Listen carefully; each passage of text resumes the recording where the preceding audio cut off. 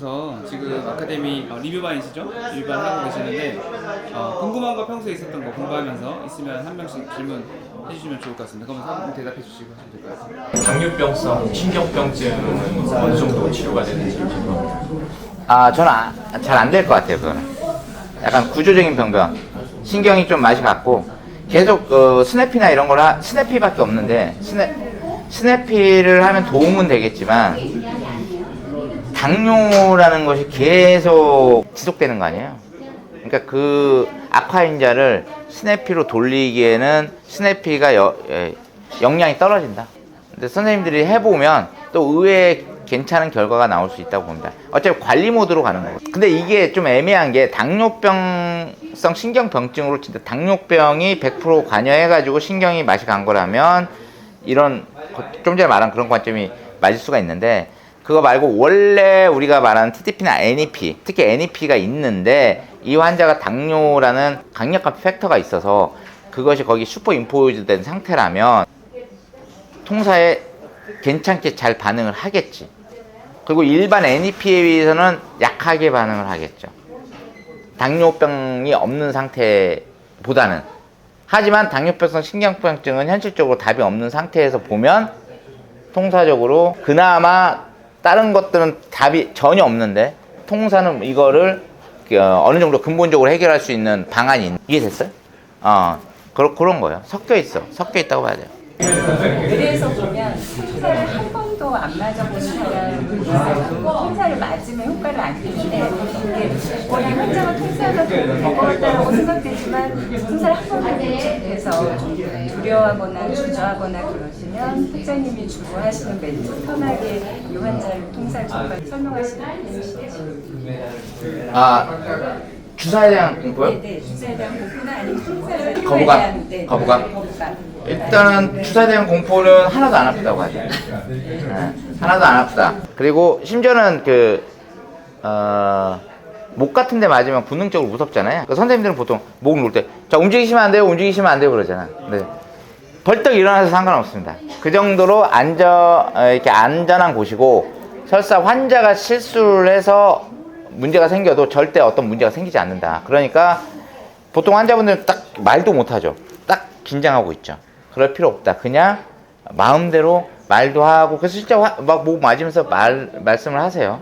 그리고 심지어는 그러니까 벌떡 일어나도 괜찮다라고 좀 안심을 시키죠. 그리고 주사는 하나도 안 아프다. 라고 실제 안 아프잖아요. 선생님들 많이 맞아보시잖아요. 지금 막 맞잖아요, 여기 선생님들. 그러니까 하나도 안 아파요. 안 아픈데, 그것도 아프지 않냐? 그거는 이제 아픈 게 아니라 이제 자극이지. 신선한 자극. 환자분들 상대로 얘기하면 이게 있어요. 우리가 주사를 경험하는 게 일단 백시네이션하고 그 다음에 외래에서 엉덩이 주사, 간호사들이 놓는 그 엉덩이 주사. 이때 어때요? 통증이 굉장히 심해요. 왜냐면 거기는 백신하고 이 엉덩이 주사는 보통 엔세이드나 항생제인데 항생제는 진짜 미칠 듯이 아프고 그 엔세이드, 진통제도 상당히 아파요. 그 오스몰이 달라서 약이 화학약이 들어가서 굉장히 아픈 거야. 그래서 주입할 때 용액을 넣을 때 엄청 아픈데 이 통사는 우리는 포도당이나 생리식염수를 쓰기 때문에 우리 몸에 있는 오스몰이 같아. 생리식염수니까. 그리고 약이 아니기 때문에 주입할 때 하나도 안 아파. 하나도 안 아픈 게 사실이야. 그럼 뭐가 아프냐? 피부 뚫을 때 날카로운 게 피부를 뚫으니까 그 자극감이 살짝 따끔한 거야. 정말 살짝 따끔한 거야. 근데 환자들은 이미 그 주사에 학습이 돼 있기 때문에 이 주사가 아프다는 게 뇌세포에 각인이 돼 있어. 그래서 주사는 무조건 아픈 거야. 옛날 기억이 소환되는 거지. 그래서 자그마한 자극에도 아프다고 착각을 하고 그 두려움이 80-90%예요. 거의 두려움이 90%예요. 왜냐하면 실제 이거에 적응되고 두 번째, 세 번째 맞을 때 환자들이 아니 첫 번째 맞을 때 이걸 이해하면 환자들이 아프다는 생각을 안 해요. 뭐 30방이든 50방이든 심지어는 100방도 맞는 거야. 선생님들이 맞아봐서 알죠. 그래서 환자한테 신선한 자극이라고 저는. 당신이 다시 신선하게 리프레시, 이 무거운 몸을 리프레시 할 수 있는 그런 자극이다. 치유의 에너지다. 요렇게 얘기를 해요. 그래서 하나도 안 아프다. 그러면 실제로 하나도 안 아파. 요런 뻥을 제가 10년간 쳤는데 왜 아픈데 거짓말 하셨냐고 저한테 따지는 환자분은 한 명도 안 만나봤습니다. 일단 주사에 대한 공포감을 그렇게 없앴는데 그러면 이 주사는 너한테 꼭 맞아야 한다 인지시키는 근본 치유력. 너무 기니까 한마디로 얘기하면 내가 치료하는 게 아니다. 의사와 환자가 같이 치료하는, 우리 교감이 가장 중요한 우리 화두잖아요, 통사에서. 그래서 당신이 원래 이거는 어떤 약이나 외부에서 의사의 어떤 테크닉이나 어떤 약으로 화학 물질로 좋아질 수 있는 게 아니다. 네 몸에는 이미 자연적으로 스스로 치료할 수 있는 그 치유력을 가지고 있다. 근데 그게 어떤 원인에 의해서든 막혀 있다. 근데 우리는 그 막힌 거를 정확히 이론적으로, 그 다음에 어떤 위치인지 어떻게 풀어야 되는지 알고 있는 거의 유일한 집단이다. 그래서 우리가 그걸 풀어주는 것 뿐이고 몸은 스스로가 치료하는 거다. 이렇게 설명을 해요. 그래서 근본 치료력이다. 그리고 거기에 이제 가장 중심에 최상위에서 혈액순환, 막혔던 혈액순환이 풀리는 그 스냅 개념이 위에서 잡고 있죠. 그거 말고도 디테일하게 그 체성, 그 신경 포착과, 그 다음에 우리가 NP라고 하는, 그 다음에 TTP라고 하는 어떤 근골격계에 굳어진, 단축된 걸로 인해서 탄력을 잃은 걸로 인해서 생기는 염증성 통증, 그런 것들의 개념을 같이 섞어 들어가야 되지만 어떤 경우에도 다 근본 치료력이 있다. 이 얘기를 해요. 네 몸이 네 스스로 치료하는 거다. 그것만 믿을 수 있다. 외부에서 들어가서 인위적으로 개입한 거는 원래 세팅된 그 영역, 신의 영역을 벗어나는 거기 때문에 그게 가장 효율적으로 세팅된 거거든요. 그래서 그거는 다 혼란 변수고 잠깐 나아지는 착각을 들 뿐이지 실제로 좋아지는 게 절대 아니다. 네 몸에서 스스로 낫게 하는 것만 믿을 수 있다. 그게 최적화된 시스템이니까. 그 얘기를 해요. 그래서 그리고 이런 얘기 하죠. 그때도 얼핏 얘기한 것 같은데, 통사로 치료 안 되면 다른 걸로 치료 안 된다. 다른 데서 쉽게 나을 건, 다른 데서 치료가 되면 통사로 훨씬 더 쉽고 효율적이고 근본적으로 낫는다. 최대치로 낫는다. 근치가 당연하고 근본 치료를 지향하니까. 그 다음에 완치도 가능하다. 그 어려운 케이스, 난치성도. 그래서 통사적으로 안 되는 경우가 있죠. 신이 아닌 이상. 근데 이 얘기야. 신이 아닌 이상이 아니라 신도 안 되는 거야. 그게 신이 그렇게 세팅을 해놓은 거야. 신이 만약에 나을 수 있게끔 리버서블이라고 하죠. 가역적인 부분이 있다면 통사로 어떻게든 해결을 할 수가 있어. 통사의 한계가 아니라 그냥 의학의 한계고 우리 인체의 한계다. 신의 한계다. 그렇게 돼 있는 거다. 그렇게 설명하죠. 저희가 지금 여기 장소가 성정원 통사 아카데미를 하기 위해서 모여 있고, 지금 질문하시는 선생님들이 일반인들이 아닙니다. 지금 다 의사 선생님들이 통사를 배우기 위해서 이 아카데미에 오시고, 저희가 1박 2일 주말마다 모여서 이 아카데미를 합니다. 이 아카데미를 만드신 우리 성정원 사부님께서는 왜 만들었는지, 처음에 이 아카데미를 만들 결심을 한 어떤 계기가 있고, 어떤 목적을 갖고 만드셨고, 지금 한 5년 동안 하고 계신데 소회가 어떤지 여쭤보고. 제가 책을 내고 통원통, 그 다음에 그걸로는 현실적으로 선생님들이 힘들다 해가지고 10년 전에 책을 내고 7년 전에 영상 교육 자료를 냈어요. 왜냐면 술기가 있다 보니까 글자로 읽는 거는 한계가 있어, 그림이나.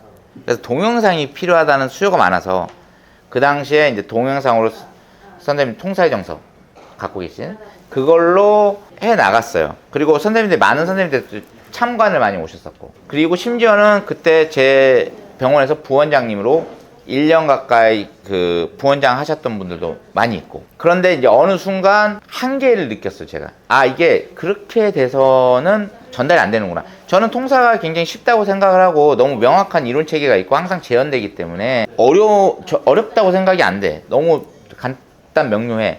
그래서 이 정도 하면 쉽게 다 따라할 줄 알았어요. 근데 의외로 그게 안 되는 거야. 그래서 통사에 남들과 다르게 성관이 있어가지고, 그때 통사에 많은 선생님들, 이를테면 한 3,000명, 2,000명, 지금 거의 그거 같아요.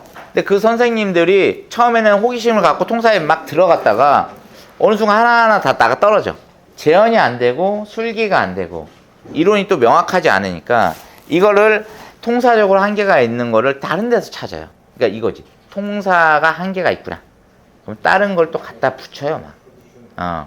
근데 저는 항상 통사가 아니 땐 굴뚝에 연기 나랴 이 얘기가 있잖아요. 항상 원인이 있다고 보는 거예요. 반드시. 그래서 여기까지 온 거야. 그렇게 한 움을 판 거야. 그러면은 그 한 움을 파다 보면 해결이 안 됐던 것들이 해결이 되면서 통사가 더 진실이구나. 통사로 다 되는구나. 그래서 저는 그거에 대한 컨피던스가 거의 100%가 있는 거죠. 그래서 지금 완성형 통사가 된 거고 10년 만에. 근데 그 선생님들은 그런 과정이 생략되고 그냥 뭔가 전달받은 입장이잖아요. 그러니까 본인이 좀 하다가 안 되면 이건 통사의 한계라고 재단을 해. 그래서 제가 이제 계속 얘기했죠. 이거 통사의 한계가 아니라 선생님들이 아직 그 술기적이나 이런 부분들이 명확하지 않아서 그렇다. 이런 걸 엄청 의식화 교육을 시켰죠. 실제 참관도 하고 영상으로도 통사 구구단을 만들고 다 책으로도 논리적으로 다 설명을. 근데 그분들이 결국에는 하나하나 해서 다 나가더라고요. 그래서 초음파를 보고 그러면서 치료를 이제 하더라고요. 결정적으로 우리 그 부원장 하신 선생님 한 분이 계셨는데 굉장히 똘똘합니다. 책에도 있고.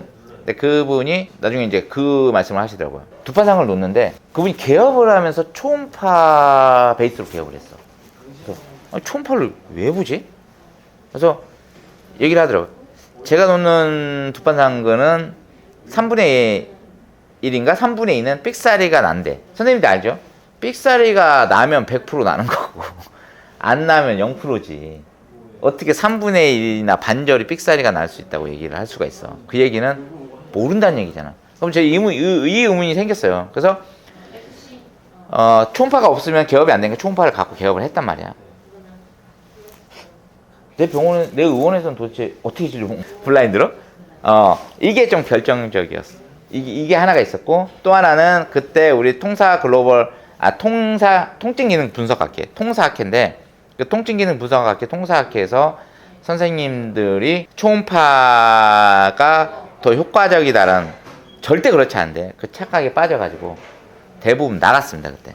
한 50명 정도 됐는데, 의사들이 다 나가서, 다른 술기를 해요. 하이드로 다이섹션이라든지 이런 거를. 그래서, 통증 기능 분석학회에 대한 정체성의 혼란이 왔어요. 통증 기능 분석학회를 통사학회라고 하면 우리가 애칭으로 통사라고는 하지만 없어 보이잖아. 막 놀림거리 되고.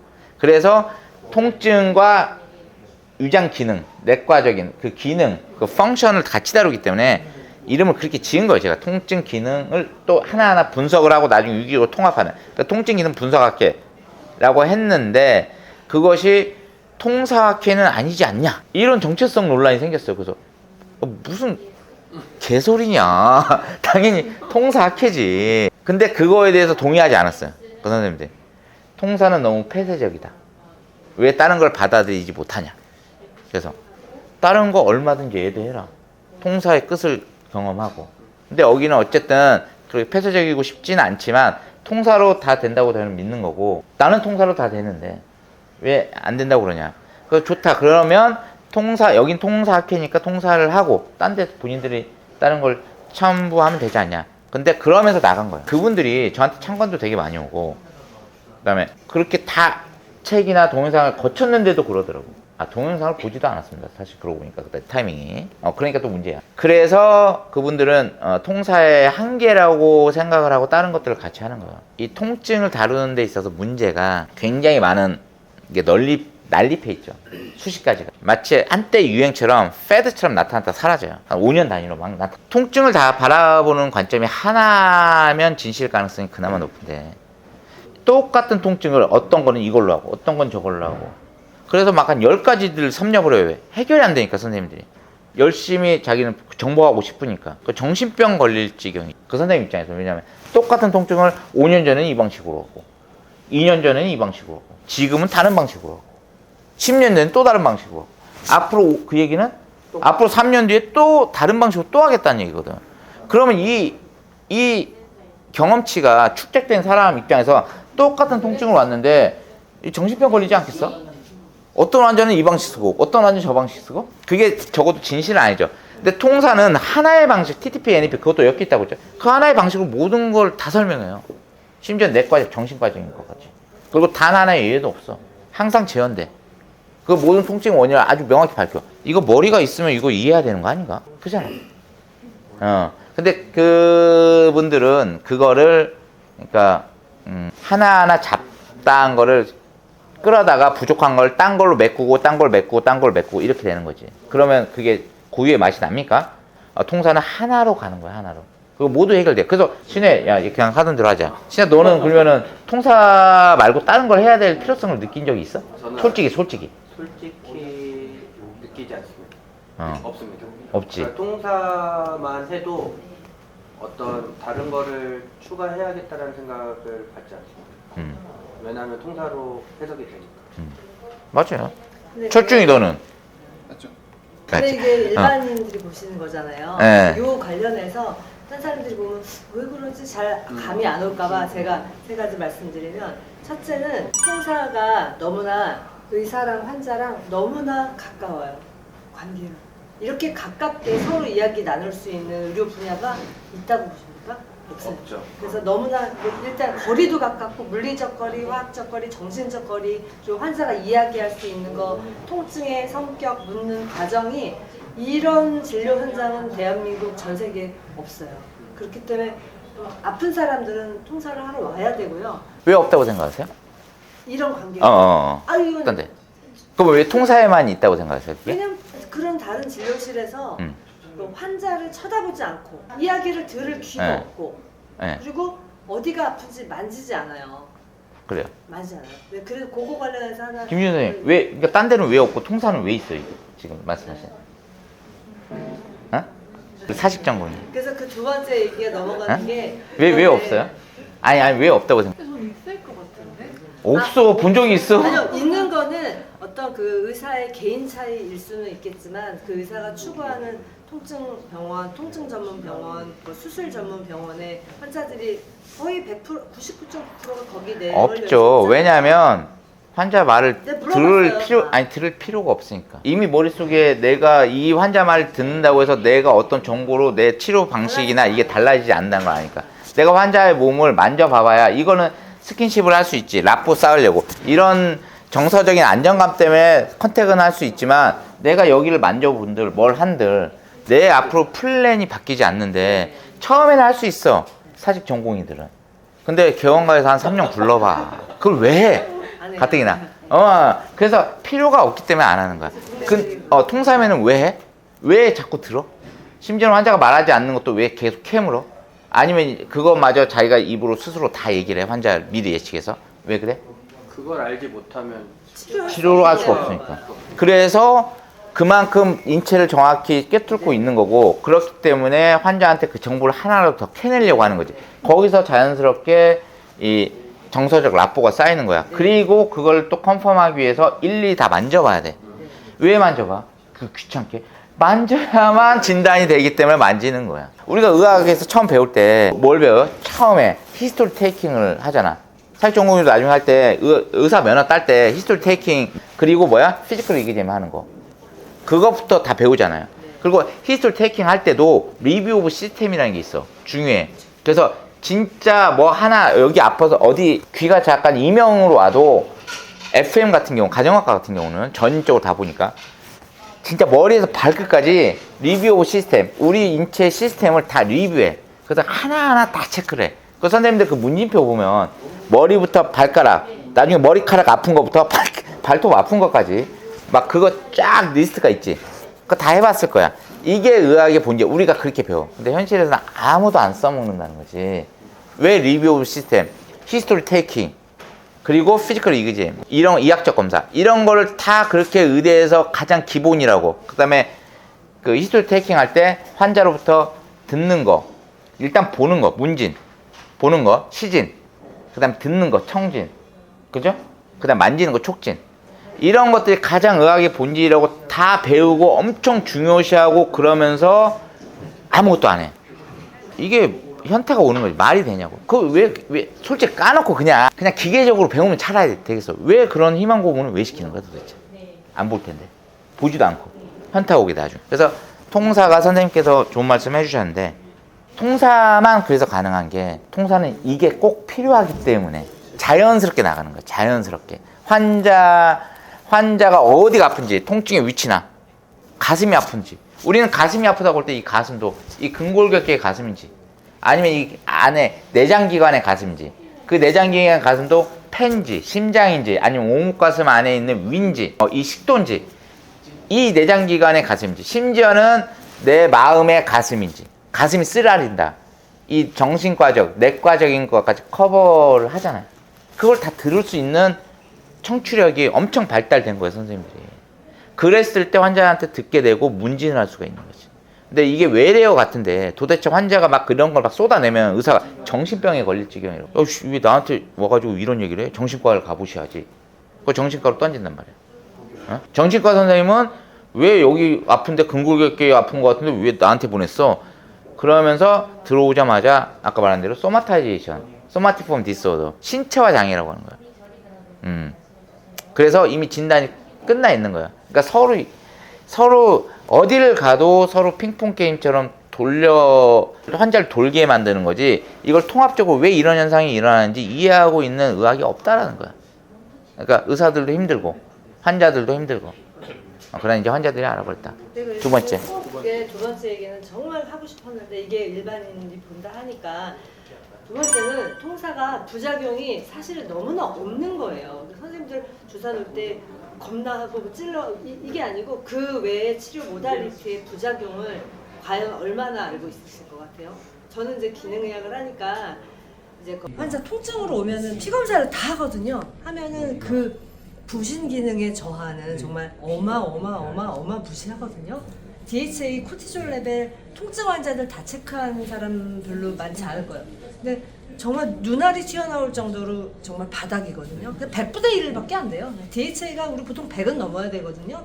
저는 10도 안 되는 사람 너무 많거든요. 그 코티졸 0.1인 사람도 있어요. 근데 그런 사람들이 막 그냥 통증 클리닉을 다니면서 주사를 받거든요. 그러니까 이거는 누구 동료를 헐뜯기 위해서가 아니고 통사는 부작용이 정말 없는 거예요. 우리 다른 의사들이 하는 알약 하나 주는 거에 부작용에 비해서 100분의 1도 안 돼요. 엔세이드 먹으면서 또 엔세이드에 겸해서 주는 위산분비 차단제 때문에 그 위산 저하증 때문에 영양결 급된 거 어마무시하고요. 그리고 수술 그 상태에서 부신 기능 저하 상태에서 수술을 받거든요. 지금 수술 전문 병원이니까 수술하고 나서 그 비참해진 선생님 환자들 많이 보시죠.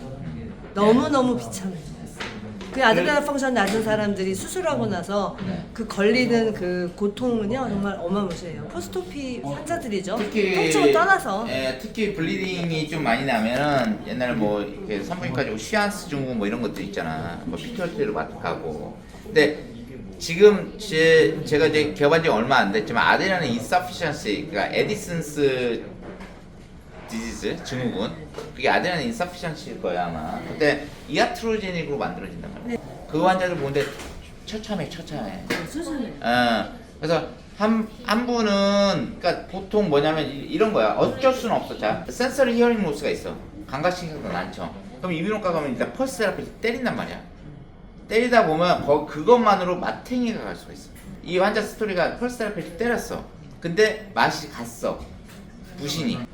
부신이 갔는데 교과서로 때린 거야. 근데 맛이 갔는데 이 환자가 다시 재발했어. 6개월 뒤에. 센서리 히어링 로스가 그 돌발성 난청이 다시 했을 때 그 이비인후과에 다시 또 펄스를 때리는 거야.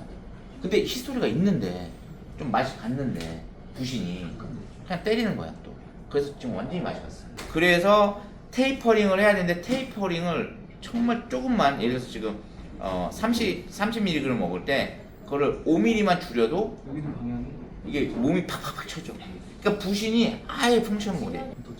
그게 교과서적인 치료니까 그걸 하는 게 함부로 얘기하기는 싫어요. 근데 그런 것들을 되게 우리 조심했어야 된다.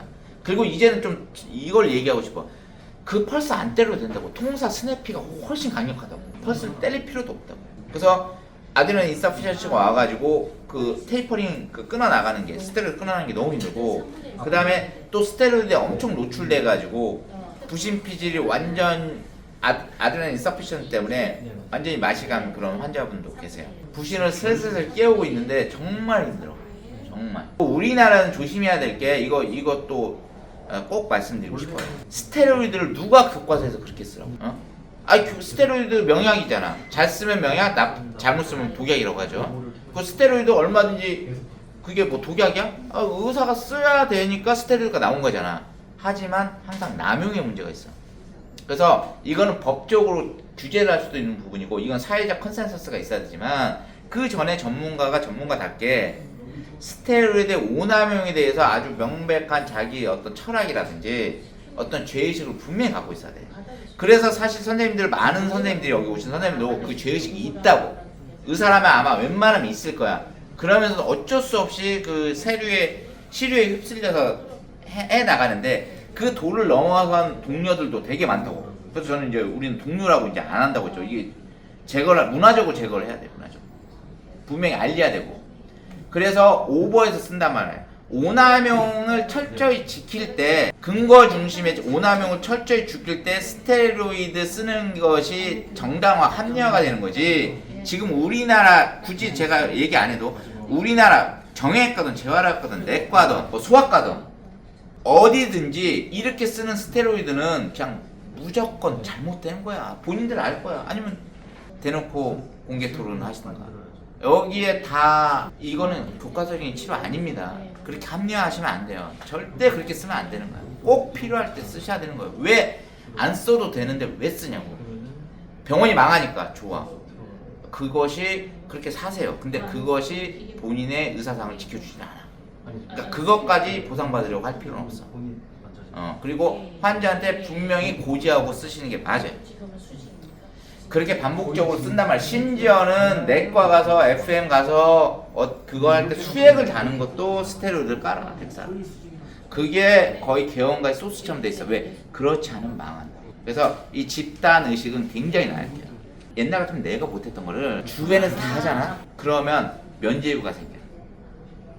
그러면서 같이 그냥 동화가 돼. 그리고 자정 능력을 잃어버리면 그 집단은 답이 없어. 그럼 외부에서 개입을 해야 돼. 의사들이 이렇게 자정 능력을 잃었잖아. 그럼 외부에 개입이 와야 돼. 제도적인, 법적인. 그걸 우리가 같이 다 피해를 보는 거야. 그러니까 동료가 아니라. 스스로를 지켜야 돼. 그래서 스테로이드를 그렇게 반복적으로 쓰는 거야. 그리고 우리나라는 접근성이 굉장히 좋죠. 미국하고 다르게. 심심하면 그냥 병원을 가잖아. 하루에도 몇 군데 가잖아. 자, 피부과 가면 무조건 스테로이드 써. 과 특성이 그래. 어쩔 수가 없어. 저는 피부 질환을 제가 봐도 스테로이드 안 써. 얼마나. 과 특성이 그래. 피부는 거의 스테로이드 쓸 수밖에 없어. 통증학과 가봐. 탕이 스테로이드 불나간다고 스테로이드. 정형외과 뼈 좋아한다고 스테로이드 써. 재활학과. 오케이? 다 스테로이드. 심지어 내과 가도 수액에다 스테로이드 써. 뭐만 생기면 다 스테로이드야. 그래서 나는 그래도 스테로이드를 그렇게 오버하지 않았다 하더라도 그래도 오버가 됐는데 과를 돌면서 엄청나게 스테로이드 노출되는 거야. 우리나라 국민들은 함부로 절대 쓰면 안 되는 거야. 나는 한 번밖에 안 썼는데 아니라니까. 다 공범들이야. 그 철학도 필요하다. 저기 환자들 보면은 어디 아프세요? 라고 물어보면 절대로 자기가 아픈데 허리가 아파요 이렇게 말하지 않고 이미 다른 데서 받은 진단을 얘기해. 저 협착이 있어서요, 디스크가 있어서요, 오십견이 있어서요, 뭐 회전근개 파열이 있어서요. 그래서 그 프레임에 갇혀서 지금 수술과 충격파 그런 치료에 갇혀 있거든요. 그래서 일반인들이 보신다니까 그런 이제 수술을 하라는 권유를 받았을 때 우리 통사의원에 꼭 방문해서 한 번 더 이렇게 좀 치료해서 그 부작용을 줄일 수 있는 좀 이게 좀 커져나갔으면 좋겠다 말씀드리고 싶었습니다. 그런 것도 많죠. 네. 너무 프레임에 갇혀 있어요. 프레임은 딱 정해져요. 아픈 걸 말하지 않고 네. 그래서 기본적으로 연세 있는 분들이 MRI 찍으면 무조건 루틴이 공식이 있죠. 하나도 아니야. 디스크 플러스 협착증. 네, 그냥 디스크 두 개를 갖다 디스크 붙여요. 협착이래요. 그래서 평생 디스크 협착증으로 살아. 네. 그래서 소아 환자도 지금 보는 환자 중에 크론병을 진단받았어. 네. 근데 크론병이 혈변이 있거나 뭐 설사라거나 이런 것도 아니야. 배가 아파서 갔는데 크론병. 근데 대장 크론이 아니라 소장 크론이라서 내시경이 안 되니까 캡슐 내시경을 한 것도 아니고 CT로 진단을 받았대. 근데 저는 잘 모르겠어. 그 하도 이제 20년 전 지식이라서. 근데 CT로 진단을 하는지는 잘 모르겠어. 그게 얼마나 정확할지. 그래서 근데 교수님이 그렇게 얘기를 하니까 그걸 제가 부정할 수는 없지만 굳이 부정하고 싶지 않지만 어쨌든 증상이 안 맞아. 그리고 그 환자가 그래서 그 소아가 초등학생이 학교를 못 가. 학교를 못 가서 어떻게 그 소문을 듣고 온 거야. 와가지고 봤는데 주사 한 방에 그냥 일단 그 통증이 완벽히 제어됐어. 학교를 못 가던 애가 학교를 못 가서 배가 아파서 갔더니 크론 진단이 붙여진 거야. 크론일 수 있어. 근데 이 배가 아파서 간 거거든. 그러니까 거길 갈 게 아니라 통사맨한테 갔으면 그냥 끝난 거야. 그냥 상황이 종료가 된 건데 거기 가서 각종 검사를 하면서 크론이라는 병을 얻었어. 그러면 이거 누가 책임지냐? 크론일 수 있지 물론. 그러면 그때 크론 증상 나타나면 그때도 되거든. 그래서 지금 할 수도 없어. 아무것도 안 해. 그래서 뭘 했냐 그랬더니 아무것도 안 한대. 여기는 좀 애매해. 우리 끼라고 하지. 애매한 거야. 애매하니까 면역 억제제 이런 거 쓰지도 않는 거야. 그다음 생화학제 제도 쓰지도 않는 거고. 보자 이거야, 보자. 그러나 이 엄마 아빠가 되게 근심 걱정해가지고 애가 크론이 돼. 애도 그렇고. 그래서 그 근심 가득히 왔는데 그걸 평생 얘는 크론이니까 음식물 항상 조심해야 되고 뭐 밀가루 먹으면 안 되고 그런 교육을 엄청 받고 왔더라고. 얘는 계속 그렇게 살아야 돼. 마치 당뇨병 환자처럼. 그리고 얘가 좀 예민한 환자라면 그 하이포콘드리아시스처럼 그런 성향으로 또 발전할 수가 있다고. 그래서 평생 자기는 나는 장이 안 좋은 애야. 크론이 아니더라도 아니면 그냥 나는 크론이야 라고 평생 살아간 거야. 실제 결과적으로 크론이 아니었는데도. 그런 증례도 되게 많기 때문에 이 진단에 대해서 좀 너무 방어적으로 진단을 하는 거는 또 문제가 있다. 그 환자 입장과 보호자 입장을 우리가 좀 더 나은 낭만적인 의사가 되려면 어느 정도 자기가 감수하고 좀 가는 그런 여유도 좀 필요하지 않나. 이 사람한테 어떤 진짜 좋은 글씨를 딱 붙여주는 거 그거 좀 조심해야 돼. 그래서 그런 거 많죠. 우리 갑상선 암 너무 오버 진단 해가지고 그냥 그렇게 하는 거. 그 다음에 경동맥 초음파 해가지고 경동맥이 뭐 얼마나 좀 막히고 이런 식으로 의사가 그냥 쉽게 하는 말들이 그 환자는 평생 거기에 쌓여서 산다고. 그래서 이제 좀만 어지러우면 그 환자들 통사적으로 그냥 스냅 한두 번 맞으면 그냥 끝나는 거를 이제 가가지고 MRI 찍고 뭐 하고 또 난리 부르스 찍고 또 그쪽 선생님 또 그쪽에 대해서 더 강화시키고 그 질병을 그러면서 환자는 계속 그런 부분들도 통사가 대중화가 돼가지고 해결해야 돼. 그 많은 부분이 저는 해결될 수 있다고 봐요. 그것도 통사의 하나의 사회적 기능이 될 수 있다. 이렇게 생각합니다. 아까 초음파 얘기 나왔는데 일반인들이 생각할 때 초음파를 보고 더 정확한 위치에 주사하는 게 더 유리하다고 생각할 수 있을 것 같습니다. 물론 저는 통사 아카데미를 통해서 지금 초음파를 전혀 안 보고 정확한 주사를 하게 됐는데 그렇게 주장하는 이유를 좀 설명해 주시고 그리고 일반인들이 이해할 때 초음파보다 블라인드 술기를 받는 그런 장점이나 그렇게 할 수 있는 이유를 설명해 주세요. 환자를 블라인드로 못했던 선생님들이 결국에는 통사학회를 나가신 거. 그분들 블라인드 술기를 못하니까 어쩔 수 없이 초음파를 손댈 수밖에 없었어요. 초음파로 굳이 그래 블라인드로 충분한데 초음파를 더 쓴다고 해서 손해보는 건 아니지 않냐라는 게 이제 그들의 항변이었는데 그때 벌써 7년 전이요. 저는 이렇게 얘기했죠. 아니다. 초음파는 프로브라는 걸 잡아야 되잖아요. 왼손으로. 주사는 오른손으로. 손이 3개가 있는 게 아니잖아요. 선생님이 초음파 프로브를 잡는 순간 이 왼손의 역할을 알죠. 이게 환자가 교감하는 손이에요. 통증 위치를 정확히 동물적 감각으로 지금 훈련됐죠. 동물적 감각으로 찾아내는 사람들이라고. 이 왼손 우리는 그래서 이거를 서다이라고 서다. 그래서 이 초음파 프로브 내 두 눈으로 이미지를 확인하려고 초음파 프로브를 잡는 순간 이 가장 결정적인 두 눈보다 더 정확한 더 중요한 통증을 다루는 데 있어서 이 서드 아이를 세크리피스 시키는 거다. 희생시키는 거다. 그래서 초음파를 보면 안 된다는 거지. 아니면 간호사가 누가 제3자가 대주던가. 근데 그건 현실적으로 불가능하지. 그래서 초음파를 절대 못 보게 했어요. 그분들이 뛰쳐나간 게 하이드로 다이섹션.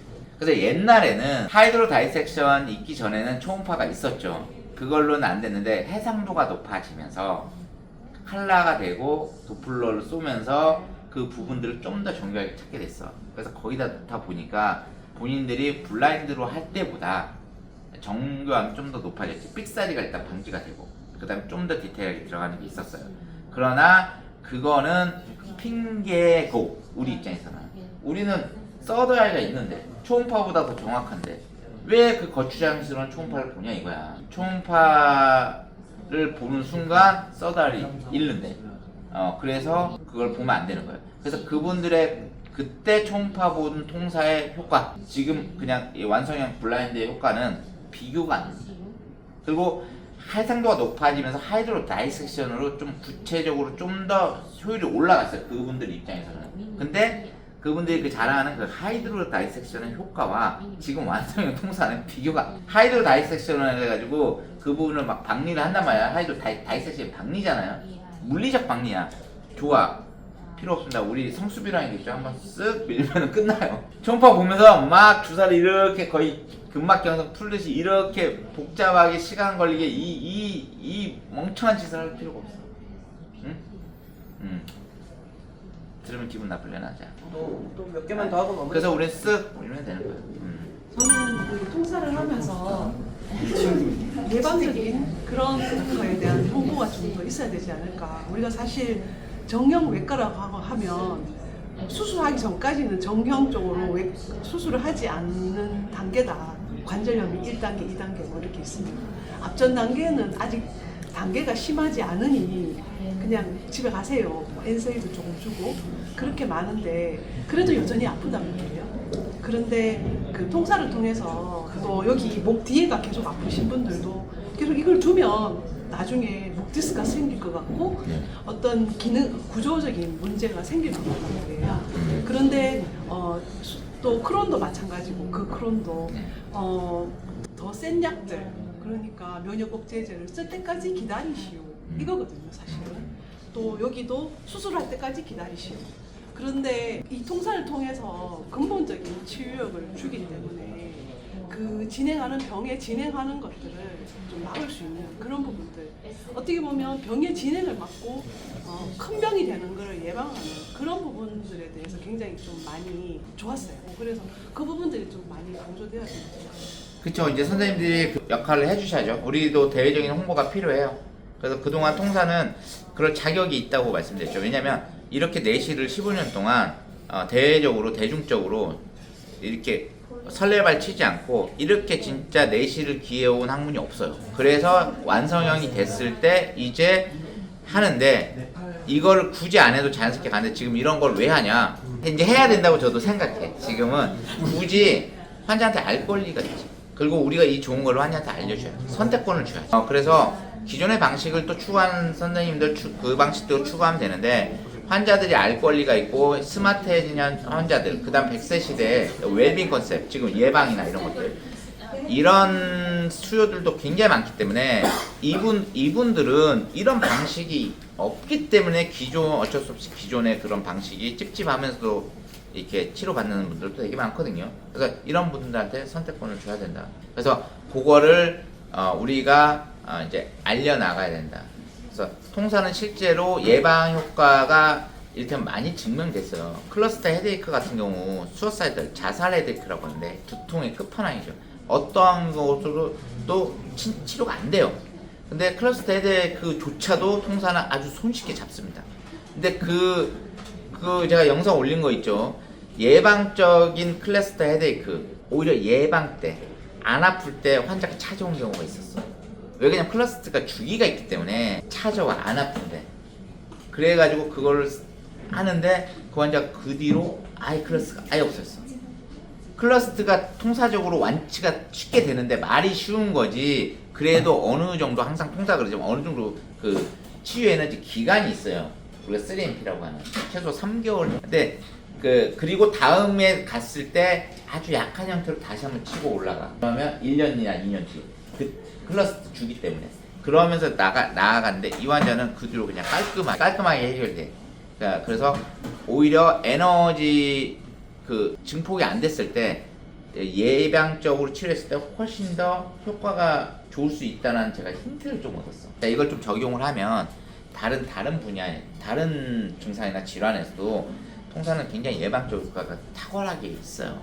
그리고 이거 말고도 지금 뭐 그런 걸 시사하는 그런 것들이 굉장히 많습니다. 그래서 우리가 항노화라고 하죠. 안티에이징이 기본적으로 있는데 그래서 우리가 질병이 예방된다고 하죠. 치매가 예방된다고 합니다.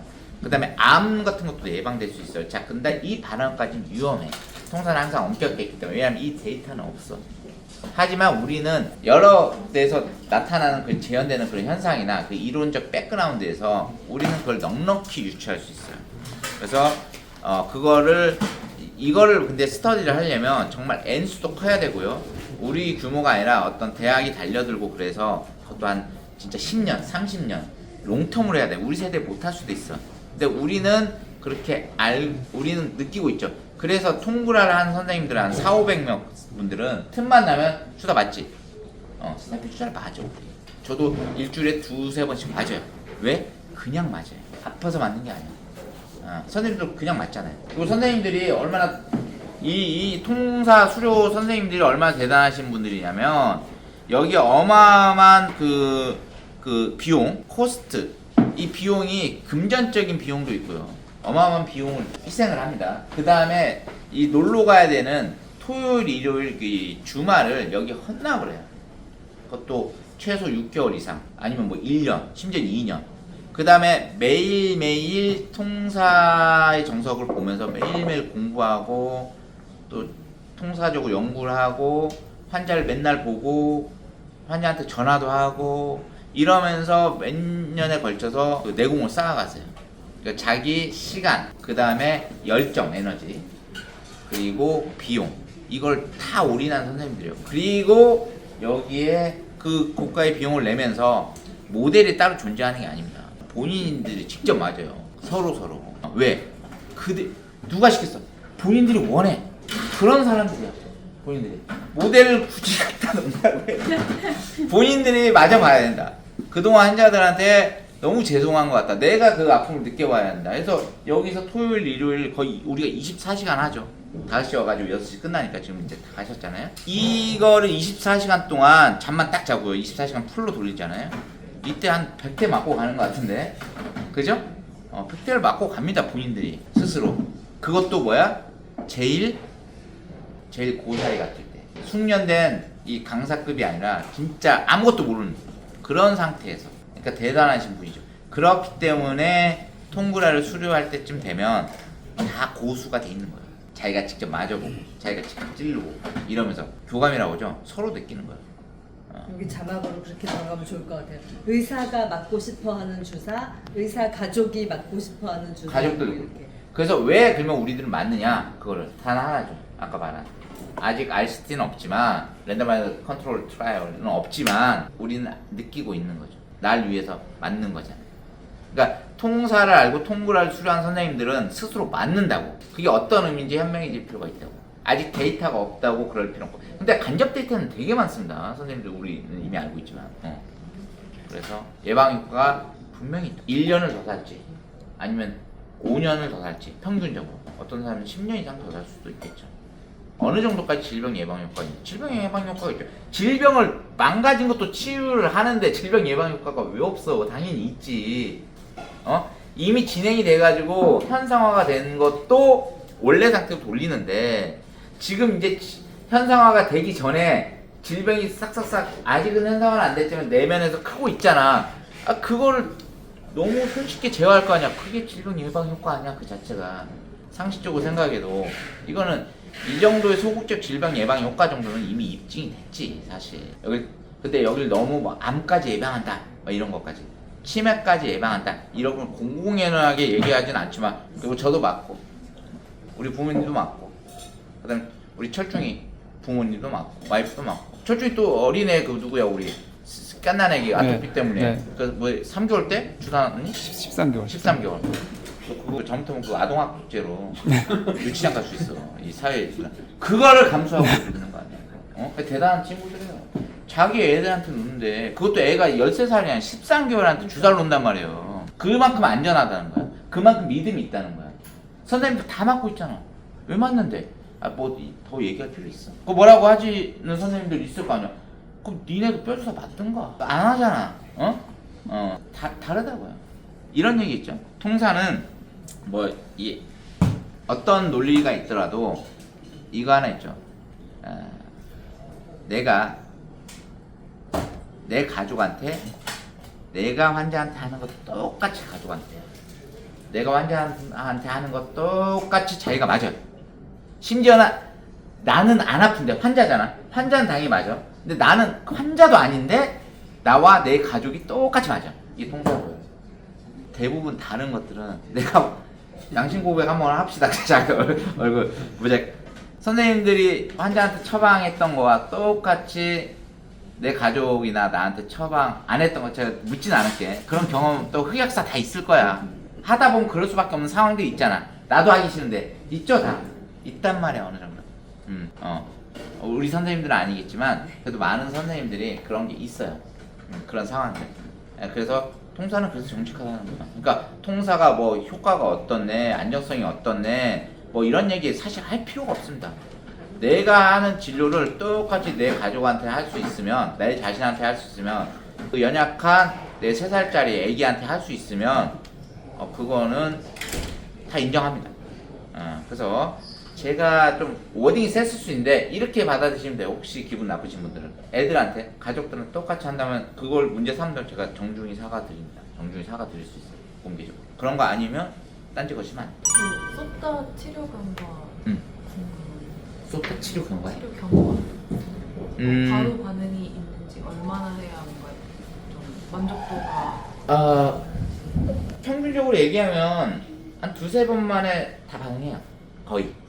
한 번에는 한 번에 대부분 반응. 한 번에 대부분 반응하는데 이 부위를 좀 많이 매시브하게 가져갈 때가 있어요. 또 소타 환자에 좀 연약한 부분이 있어. 그러다 보면 약간 몸살이 오거나 이 자극 때문에 좀 버거울 수 있어. 그러면 그때 속에 있던 거는 뭔가 좋아졌는데 컨디션이 이 겉에 뭔가 자극감이 남아있어서 다음 보통 3일 뒤에 2-3일 뒤에 팔로우를 하거든요. 그러면 그게 아직 그 자극감을 가시지 않았기 때문에 거기서 애매한 그런 반응이 나타날 수도 있고 이런 게 있어요. 근데 이제 2-3번 지나면 그건 적응이 되기 때문에 그런 걸 없어지기 때문에 그때 명확하게 나타나고, 근데 그렇다 하더라도 자극감이 살짝 있다 하더라도 대부분 한 번에 대부분 반응을 합니다. 약하게 그 기미의 반응, 뚜렷한 약간 좋아졌다 하더라도 환자가 분명히 좋아졌다고 이렇게 얘기하는 경우가 거의 대부분의 그 느낌 정도 받고요. 이제 진짜 극적으로 반응하는 경우는 처음에 이거 CC가 살려주세요. CC가. 그리고 왜 이렇게 울어 환자들이. 지금 원래 병원에서 안 울거든? 진주 있을 때 안 울는데 요새 환자들이 너무 많이 울려. 그래서 한 10명이 넘어갔어 우는 환자. 근데 아니 저 상담도 안 해. 상담할 시간 없어. 근데도 환자가 울어 그냥. 근데 그래서 그 환자들도 다음에 오면 얼굴 색이 바뀌고요. 그 다음에 그 약간 종교적으로 바뀌어서 오시는 분도 있어요. 그래서 너무, 물론 좋은 의미입니다. 너무 오버스러울 정도로 남들이 못 모르고 보면은 그렇게 그 정도 극적인 반응이 나타나요. 아니 진짜 그런 환자들 많다니까. 이를테면 제가 개원한 지 3개월밖에 안 됐지만 그런 환자들이 10명이 넘어가요. 그러니까 제가 말하는 거는 저한테 무슨 짓을 하신 거예요 뭐 이런 느낌. 그래서 이거 말로 어떻게 표현하지 못하네. 그냥 이런 느낌이죠. 살려주셔서 감사합니다 이런 느낌이에요. 은혜를 입었다. 근데 그것이 제가 들어본 일상생활이나 아니면 의사로서 들어본, 저도 이제 내공이 많잖아요. 근데 그 어떤 거보다도 너무 드라마틱한, 이 드라마틱의 극적인 그거 말고 그것도 맞겠지만 환자의 그 반응이 정말 연기하듯이 드라마 연기하는 것처럼 비춰져. 진짜 연기하는 거. 그래서 듣는 제가 이미 다 알고 있음에도 불구하고 되게 부담스러울 정도의 그 극적인 연출 효과가 마치 있는 것 같은 그런 반응을 얘기하는 거예요. 그런 반응을 얘기하는 사람들이 10명이 넘어가네요. 그냥 엄청 좋아해서 이게 아니라, 왜냐면 그만큼 심리적으로 많이 위축돼 있고 그만큼 엄청나게 고생을 했고 그만큼 빅5나 병원을 수없이 돌아다녔고 거기서 좌절하고, 그래서 처음에 제가 문진해요. 자살을 최근에 죽고 싶은 생각을 한 적이 있냐, 많은 분들이 그걸 얘기합니다. 그러면은 구체적으로 계획을 하거나 실행에 옮긴 적이 있냐, 그러면은 최근 2주나 3주에 실행에 옮겼다가 겁나서 포기하신 분도 있고, 아니면 실행을 하지는 못했지만 구체적인 계획까지 다 짜놓은 상태도 있고, 이런 분들이 굉장히 중증의 MDD나 메이저 디프레션, 이런 환자들 한 번만 해도 얼굴색이 변하고 표정이 바뀌어요. 환자가 이런 얘기를 합니다. 내가 정신이 약해서, 내가 우울증이니까 내가 이걸로 정신적으로 커버를 해야지. 근데 잘 안 돼요. 근데 어쨌든 내가 트라우마가 됐던 정신적인 문제잖아요. 이분돼 있으니까 몸과 마음은. 그래서 그런 줄 알고 있었고 그게 상식이야. 선생님들 상식이고 제 상식이고 모두의 상식이야. 근데 환자가 이런 얘기를 해요. 그런 줄 알았는데 이게 내 정신적인 문제 때문만이 아니라 그걸 잡고 있는 이 겉에 몸이 있었네 라고 환자가 얘기해. 그래서 되게 신기한 듯이 얘기를 해. 나는 내 의지나 내 정신력으로 뭔가 정신이 약해졌을 때 그게 심해지고, 내가 좀 정신을 똑바로 차리고 뭔가 긍정적인 암시를 하고 돌을 닦고 명상을 하고 뭔가 리프레시를 하고 정서적으로 이러면 이거를 조금씩 극복할 줄 알았는데, 근데 그게 버거웠지만 하여튼 그러려고 노력했는데, 이게 치료를 하고 몸을 치료했는데 근육을 좀 풀었을 뿐인데 그것도 신경하고 연결되지 않은 근육을 푼 거잖아 우리 쏟다. 근데 환자가 정서적으로 완전히 안정감 찾는 이럴 때 욱하는 게 있어요. 우울증뿐만 아니라 우울증 거의 같이 오는데 화병이라고 하는. 그래서 어떤 상황이 있잖아. 이 환자는 명확해. 뭐냐면 이 상황에서 나는 이미 터졌어. 급발진. 이렇게 구체적으로 얘기하는 분도 있어요. 터졌어야 하는데 희한하게 이게 분명 터져야 되는데 내가 10년, 20년간 맨날 터졌는데 단 한 번도 예 없이. 그리고 이 상황은 너무 심각한 상황인데. 근데 조짐이 있어. 본인이 알아. 올라오는데 스물스물 올라오는데 이게 쭉 내려가더라는 거야. 그래서 이거를 올라오는 걸 쭉 내려가는 그 기운을 느낀다는 거야. 이게 이 환자가 간증을 하는 게 아니라 본인이 그대로 느낀 거야. 이게 압박감이라고 쏟다 기준. 이런 얘기를 구체적으로 이런 얘기를 한 4-5번을 들어. 환자가 아주 적나라하게 얘기해 줘. 이렇게 딱 이렇게 얘기해. 그래서 나는 내가 의지가 약해서 그런 줄 알았는데 이게 아니야. 그냥 뭔가 치유하는 그걸 올라오는 걸 다시 내려가는. 그 우울증은 반대로 디프레션이야. 다운 프레스 아래로 찍어 누르는. 그래서 완전 그로기 상태, 에너지 제로인 상태거든. 무기력증이 우울증의 핵심이에요. 그러니까 손 하나 까딱하기 싫은. 그래서 에너지가 없어, 의지가 없어. 그래서 살아갈 의지조차 없는 거야. 밥 먹을 의지조차 없는 거야. 오케이? 그러니까 만사 귀찮아. 그 찍어 누르는 힘에 대해서 뭔가 위로 부양하는 그 카운터 포스가 있다는 거예요. 그것이 지금 쏟다의 기전으로 다 설명이 되는 거예요. 그래서 대부분 극적입니다. 쏟다 굉장히 극적이에요. 스냅피는 엄청 극적인 걸 많이 느끼죠. 스냅피보다 훨씬 극적. 그래서 제가 얘기하잖아요. 스냅피가 선생님들이 대단하고 이미 스냅피가 단톡방에 자발적으로 환자들이 알아버렸잖아. 그래서 한 1년? 2년 지나면 쏟다가 천지개벽을 하더라고요. 선생님들이 느끼는, 환자들이 느끼는 그 스냅피의 그 느낌이 지금도 너무 센세이션하고 굉장히 대단하다고 생각하잖아요. 혁신적이라고 생각하잖아. 저는 쏟다가 스냅피보다, 저는 제 개인적으로 생각했을 때 실제로도 맞고, 쏟다가 스냅피보다 수치화 시키긴 뭐하지만 굳이 말하면 그 몇 배는 강합니다. 몇 배는 훨씬 강해요. 파급력도 강하고 그 느낌도 강하고 그 적나라한 이론체. 그 다음에 쏟다가 마지막으로 인체 유기적인 걸 몸과 마음을 완벽하게 완성시키는 거예요. 스냅의 한계는 몸에만 있었잖아. 몸. 근데 육체적 모험을, 근골격계 몸에 머물렀던 의학을 비세랄, 그 내장기관의 몸까지 통합시킨 게 스냅이었어요.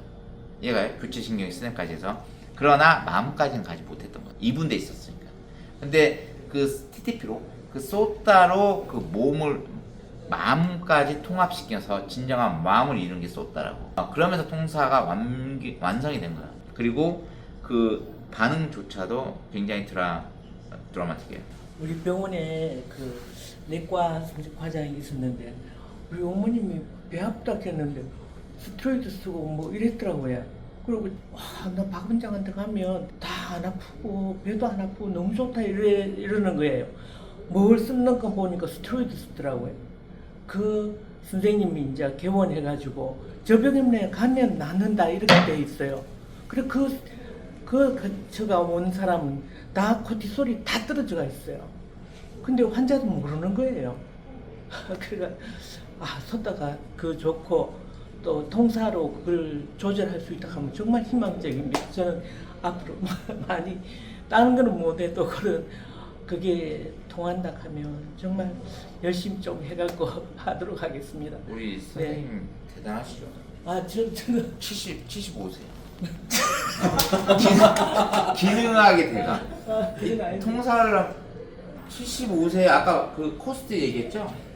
진짜 존경스러운 거예요. 제가 옛날 아이디가 패션이었어요. 열정이었어. 근데 저는 진짜 불가능할 것 같아요. 이 연세에 이런 열정이 살아있다는 게. 그러니까 통사에 빠지는 선생님들 특징이 있어요. 저는 항상 얘기해요. 셀렉션된 집단이다. 그러니까 어느 정도 의학에 대한 그 아쉬움과 자기 성찰과 그 노력을 하시는 분들이야. 기능하게 돼가지고.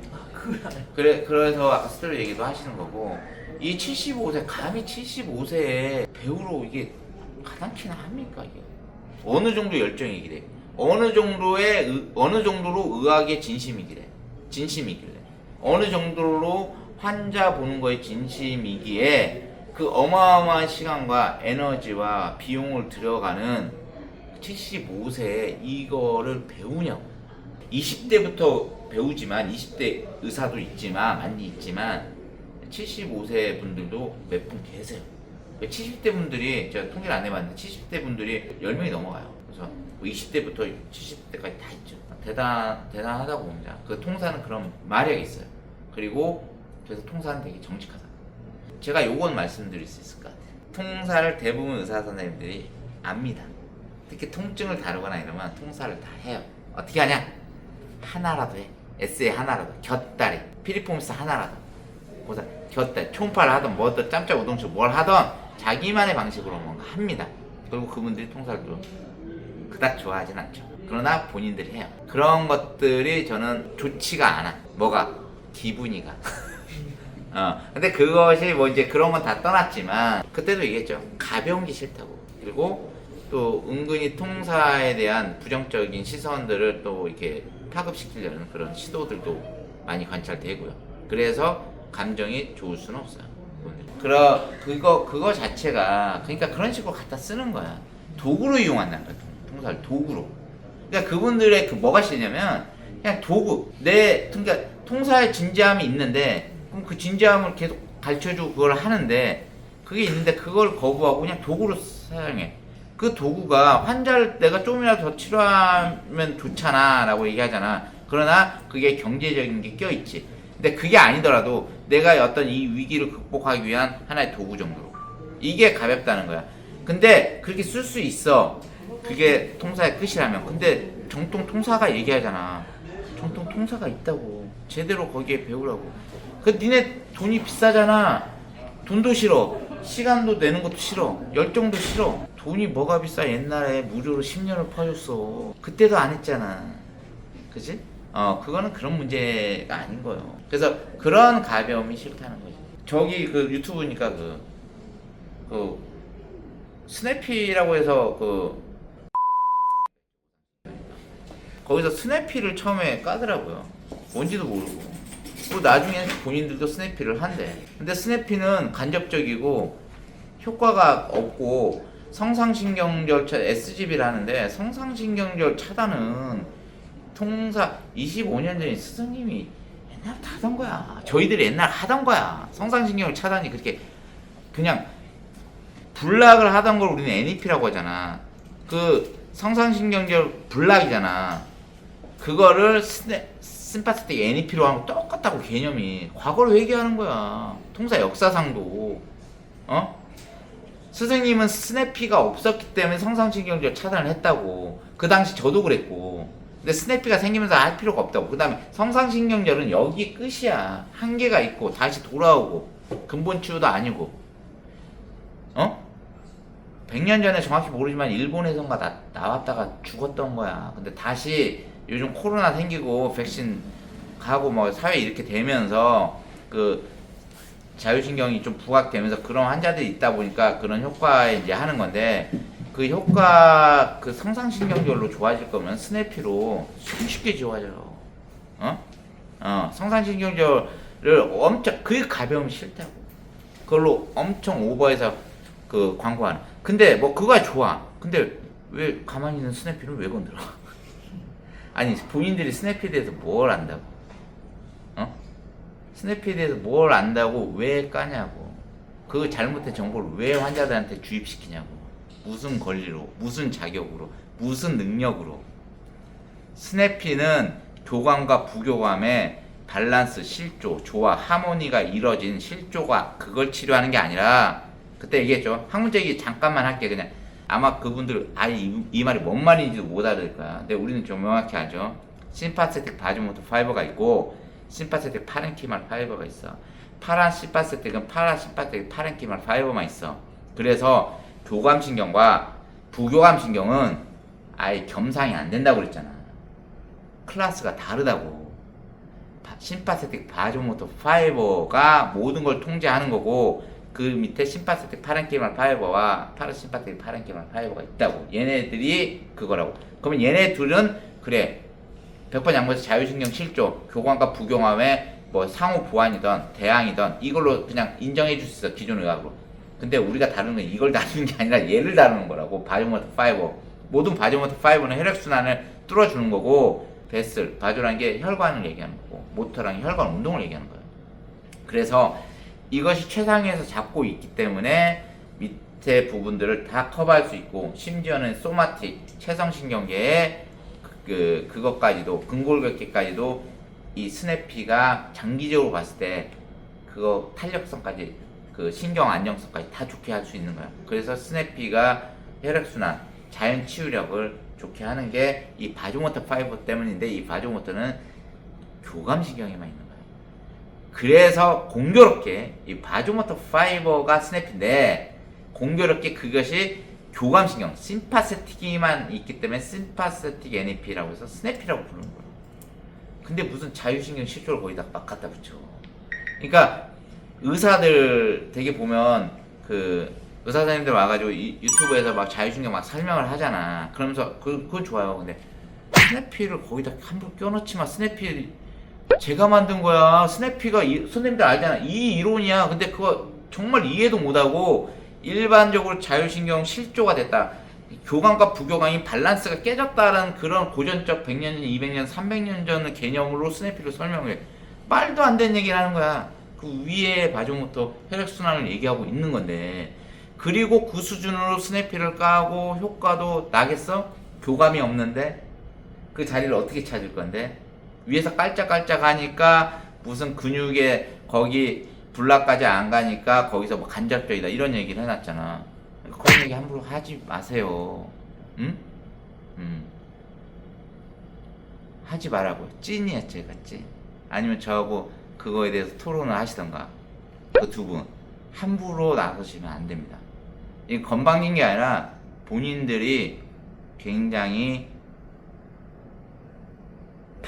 박해요. 박해. 얇다고, 가볍다고. 저 학문적으로 되게 무거운 사람이야. 그리고 저 되게 겸손한 사람이에요. 그래서 이런 부분들이 통용을 하니까 문제가 되는 거예요. 그래서 스냅피가 그 약하다고 얘기를 해놓고, 스냅피는 간접적인데 본인들 효과가 없다고 처음엔 그렇게 얘기해놓고 본인들은 스냅피를 다 하고 있어. 왜겠어? 환자들이 해달라고 하니까 그렇겠지. 그리고 나서 효과가 없는데 스냅피를 본인들도 한대.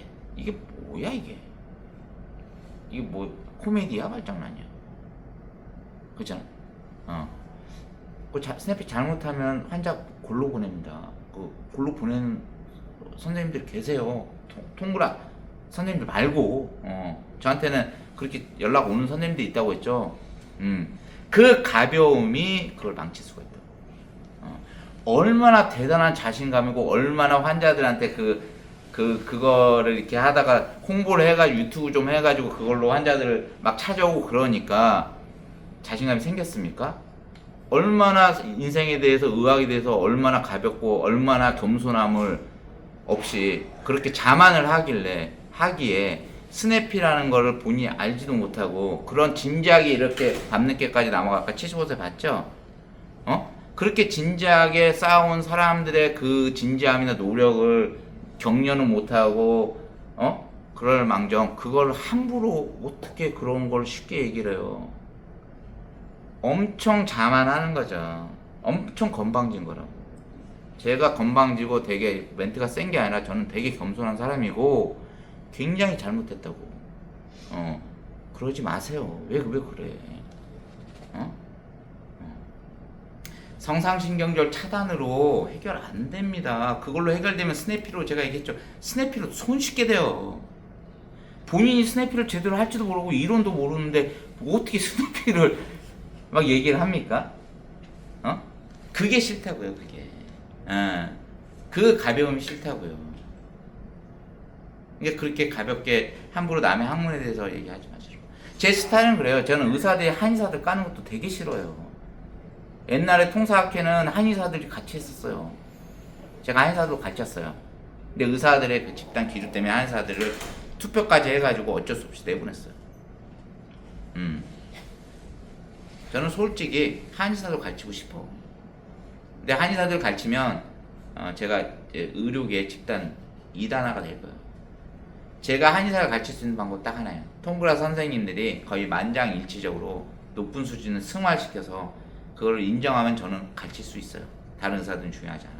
근데 제가 한의사들을 못 가르치는 이유는 제가 길러낸 선생님들의 동의하는 선생님도 있겠지만 50% 적어도 반 정도는 아마 제 생각에 절대 동의하지 못해. 그래서 이거는 그렇기 때문에 굳이 제가 거기까지는 선을 지키는 겁니다.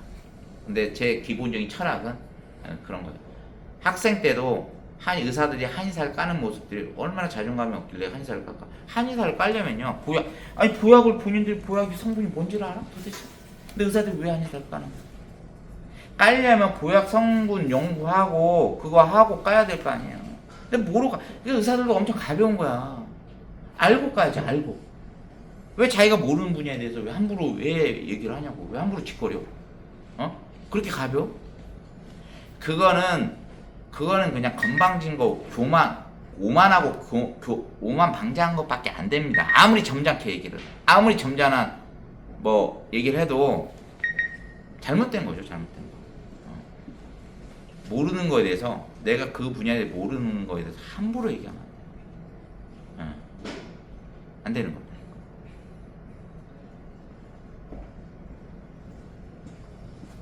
어떻게 생각해, 우철? 동의합니다. 환자분들이 이제 진료 보러 와서 그런 거 많이 물어보거든요.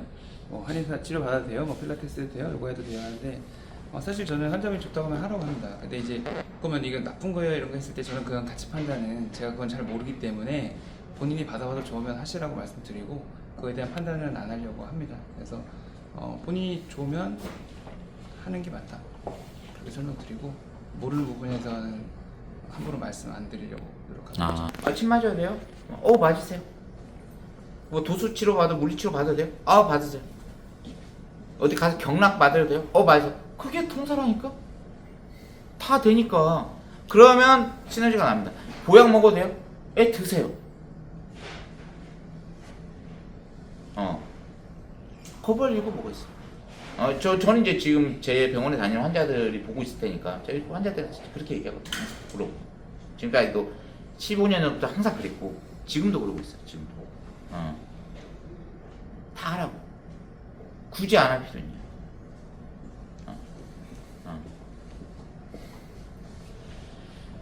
있냐. 의사들이 그 엔세이드 쓰고 스테로이드 쓰고 그 다음에 불안하다고 해서 불안제 그냥 깔고 이거보다 100배는 낫습니다. 100배.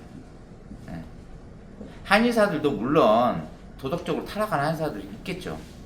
심지어 뭐 스테로이드를 갈아 넣기도 하고 뭐 그런 것만 아니라면 어느 정도 입증이 됐다면 그걸 왜 말립니까? 의사들 그 약 처방이 무분별한 그 오남용 약 처방이 훨씬 위험하다고 봐요. 보약은 그나마 어쨌든 천연 성분이잖아. 그래서 함부로 그렇게 하시는 거.